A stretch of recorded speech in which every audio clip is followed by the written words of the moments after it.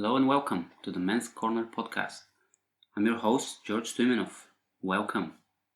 Today I want to talk to you about male mentors or male role models and why we need them.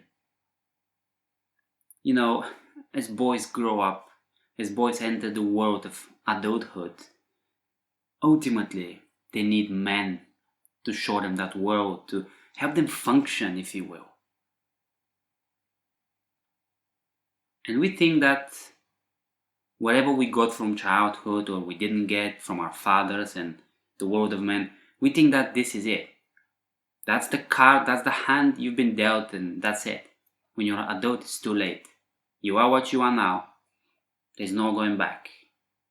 In my country, in Bulgaria, we say, it's all in the first 7 years. In other words, that's it. But that's not it. As I searched through life, as I wandered off in search for feeling like a man and feeling more and getting more out of life and just being more, I searched in many dark places. Pleasure and a lot of darkness, addiction, but that boy was still there. You see, it's that boy that searches for life. It's that boy that searches for the glorious, the transcendent, the mythic, the wonderful. Man, the older part of me that had grown up was just numbing that boy with pleasure because that's the best I could get. Pleasure out of life, addiction. Just to keep him quiet, not to disturb me with his poetic, mythic quest for life. What life, kid? Settle down, get a job. I'll give you some pleasure. I'll give you some sex, some pornography, some cocaine. I'll give you that. Just shut up. Don't rock the boat. That's what I was telling myself, basically, without knowing. So you see, men need fathers. Not just one father, but many fathers. Men need the word of masculinity to impart to us our own masculinity that we need to develop. And when we grow up, that need doesn't go away. That because the child is still there, the child is still within us. The best thing that ever happened to me in my life, in terms of my inner life, in the inner development, they came through men. They came through other people. They came through other men. Literal, physical contact with other men, older men. And I was already in my 20s and 30s, as I am now. I've got older men in my corner, wiser men in my corner, men who have fathered me. You need that masculine input. You need to go on a quest of finding that mentor. Not to cling on to him, not to just meet a man and say, you're gonna be my mentor. No. I wouldn't even say be intentional about seeking for that within each man that you meet. No. But keep in mind that you might be able to receive from that man things that you never expected.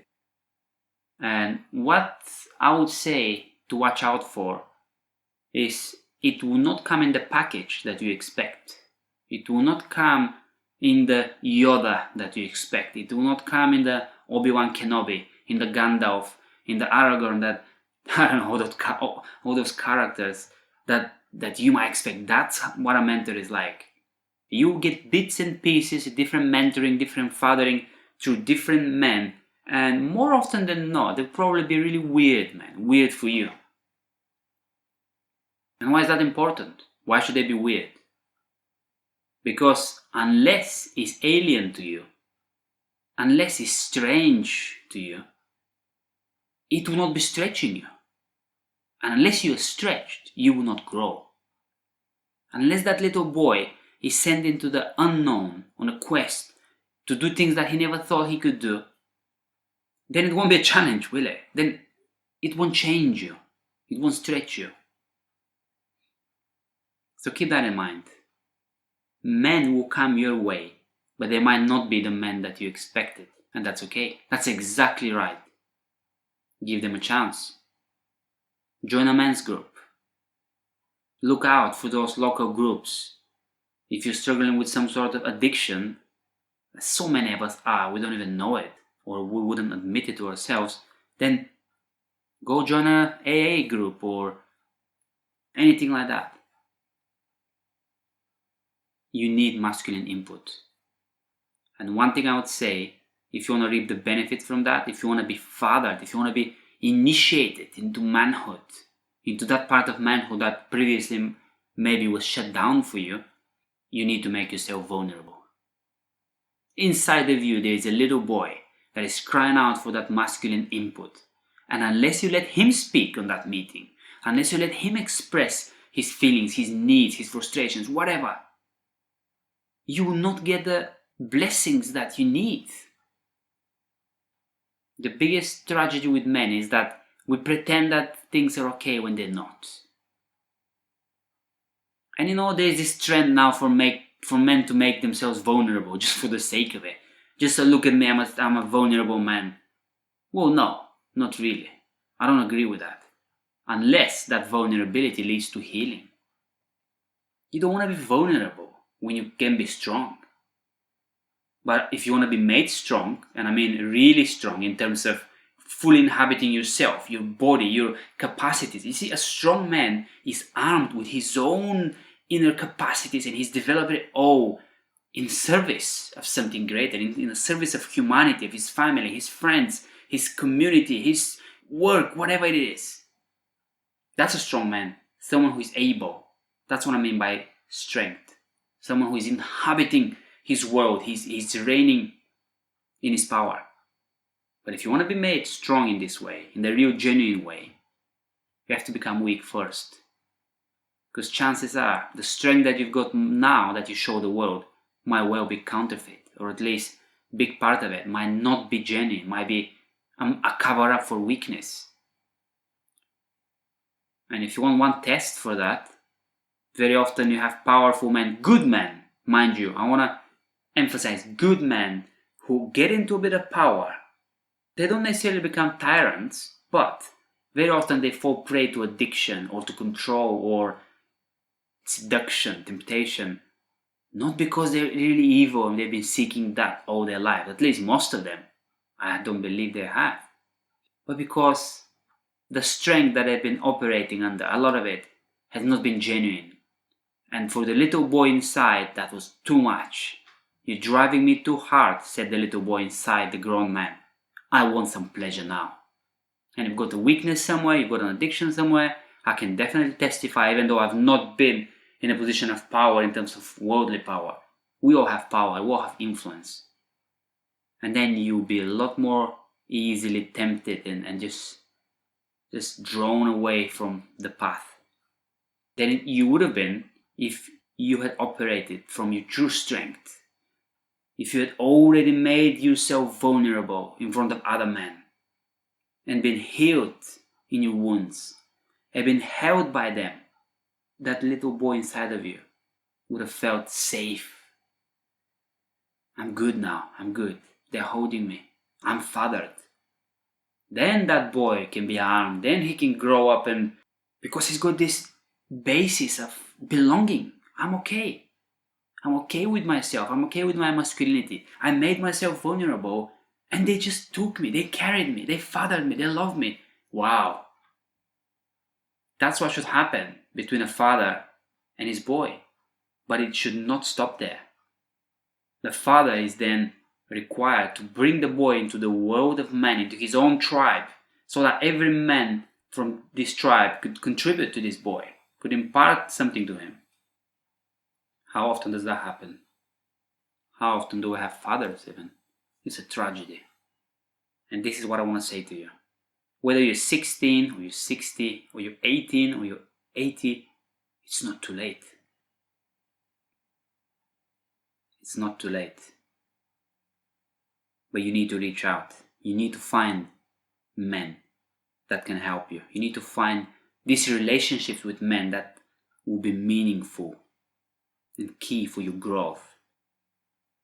Don't be afraid. Before we end, I just want to share a story which I hope will encourage you. Years ago, at the beginning of my journey, I started to attend a local men's group. I lived in a little town called Worthing, here on the seaside. And there were men there that were openly talking about their background, and there was trouble in that background. They were sharing things about their fathers that apparently still affected them, and I found that very interesting. Yet part of me rebelled. Part of me always held back because you see, I had a father. My father hadn't left. My father hadn't abused me, as far as I know, depending what you mean by abuse, of course. But my father was there. In my mind, he was a hero. He was a protector, provider. He was a perfect man in my immature mind, full of pain that I needed to hide with something. And I was listening to those men and thinking, well, I'm not like you. Yes, I've got issues. I recognize I've got issues in myself, but the roots of those issues, they're not there. I don't need the things that you say I need. Because my father was there, you see, he's not like your fathers. And I sort of hinted that a few times. And then the leader of the group, very kind older man, said to me, one of these days, George, sooner rather than later, you need to address this. You need to face that your father was limited, to say the least. He was only one broken human being. And I knew what he meant. And my journey started by thinking about these things, by pinpointing how my pain was maybe connected to my past. Of course, that's a no-brainer, but how do you move forward without the help of those elders, those men? You can't. And so it happened that one day I was feeling lost. Things inside of me were being brought to the surface, things that I didn't want to face. I didn't know what they were. I was just aware of really ugly emotions. And then it was time to go on our meeting. Every Thursday evening it was. We had a check-in, everyone went around and everyone sort of checked in and said how they've been, what sort of week they've had. And when it was my turn, I felt I had a choice. The easiest, the most rational and easy thing to do was just to say that I'm okay, everything is fine. But then the pain inside of me told me different things. The pain inside of me said, how long will you ignore me? And even now I'm reminded of someone, I think it was Einstein, who said, it's madness to go around doing the same thing over and over again and expect different results. So I'm thinking, unless I step out here, unless I actually take a risk, I won't know ever if things can change, will I? If I keep pretending that everything is okay and just talk about these things in a conceptual way and almost like doing this philosophy club here, then I will never really change. Because now I'm in a moment when I need help. And we're all about being real, but if I'm not real with these men, I have no chance of knowing what it's like to reap the benefits of having been real. So when it was my turn, I said, I'm gonna put it now all on the table. And I said, to be honest, guys, I'm not doing well. I'm feeling lost. I'm feeling this and I'm feeling that, and it's horrible. I don't know what to do. I'm sorry to burden you with all that, because I know it might be a bit too much. It's horrible. And just men across the table, after I finished, they just expressed their friendship, their love. We're with you. We're sorry to hear that. We're with you. We're here. However, it wasn't primarily that which changed things for me. It was the leader of the group who just spoke. I think he spoke last, and he said, well, George, if you've got some time after the group, maybe me and you can talk, man. Just stay 10 minutes or so behind and we can have a chat. And this is when I remember sighing with relief. Yes, it was worth it. Yes, it was worth it. It was worth me taking the risk, because this man is interested. And my relationship with this man, which continued and is deepened now more and more, continues to this day. That's how it began. He started to mentor me in a way. He started to father me, to walk with me through different issues, to give me books and printouts and advices and practical ideas, resources. A whole new world was opened for me because of my making myself vulnerable, risking. So if you're part of a men's group, if you have already found the group or are looking for one and are not sure whether to risk it and to tell the guys how you feel really, of course things can go wrong. It might be the wrong group, they might not be what you need, you might be let down, you might be betrayed. However, keep going. You will get the right one, you'll find the right word, and it will be worth it then.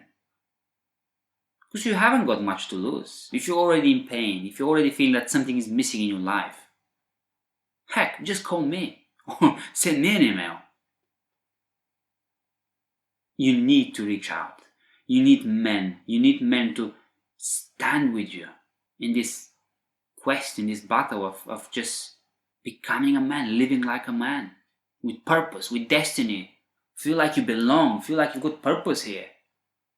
You're not just drifting through life, trying to get as much money or pleasure out of it, knowing that it's all gonna end horrible. That's not a good life. No wonder men kill themselves all the time.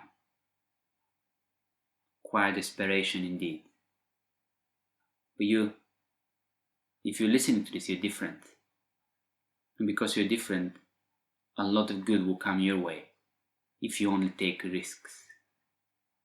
Be smart about it. Don't just risk for the sake of risk and hope for the best.